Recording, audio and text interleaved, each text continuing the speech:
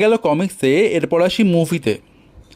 Far from home মুভিতে Mysterio টিভিতে Peter পার্কারের আসল পরিচয় ফাঁস করে দেয় এবং তাকে খুনি হিসেবে অভিযুক্ত করে। তার ফলে তার নেড এবং এমজের জীবনে নেমে আসে এক সমস্যা। সব ঠিক করতে ডক্টর স্ট্রেঞ্জ পিটারের বহু অনুরোধ ও মিনতির পর এক জাদু স্পেল প্রয়োগ করতে সম্মতি জানান, যাতে তার সমস্ত রেকর্ড মানুষের মন ও ডিজিটাল রেকর্ড থেকে মুছে যাবে। সবাই ভুলে যাবে যে স্পাইডারম্যান আসলে পিটার পার্কার। কিন্তু স্ট্রেঞ্জের স্পেল প্রয়োগ করার সময় পিটার বারবার অনুরোধ করতে থাকে যে তার নিয়ম বদলানোর জন্য, যেমন এমজে আর আন্ট মেয়ে যেন তাকে ভুলে না যায়, এটসেট্রা এটসেট্রা। এর ফলে কি হয়, স্পেল বিগড়ে যায় এবং মাল্টিভার্সের দরজা খুলে যায়।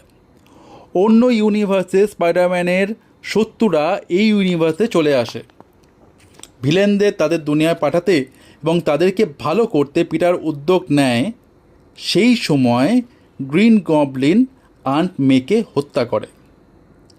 এই মতো অবস্থায় পিটারকে সাহায্য করতে অন্য ইউনিভার্সে স্পাইডারম্যানরা এসে উপস্থিত হন, যার মধ্যে টবি ম্যাকগুইনও আছেন। কিন্তু মাল্টিভার্স ভেঙে পড়তে থাকে, আরও ভিলেনরা আসতে থাকে। এই সময় পিটার সিদ্ধান্ত নেন এবং ডক্টর স্ট্রেঞ্জকে অনুরোধ করেন যে এমন এক স্পেল প্রয়োগ করতে যাতে সবাই তাকে ভুলে যায়।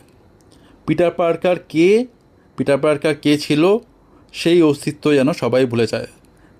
এবং পরবর্তীতে দেখা যায় এই ব্র্যান্ড নিউ ডের শুরুতে যে অ্যাভেঞ্জার হোক, নেড হোক বা এমজে, কাউরই কিন্তু পিটার পার্কার কে এবং পিটার পার্কার কী সেটা আর মনে নেই। তাহলে এই ছিল পিটার পার্কার লাইফের মেন সমস্যা। তাহলে আপনারা সময় নষ্ট করছেন কেন? যান গিয়ে দেখে আসুন স্পাইডারম্যান ব্র্যান্ড নিউ ডে।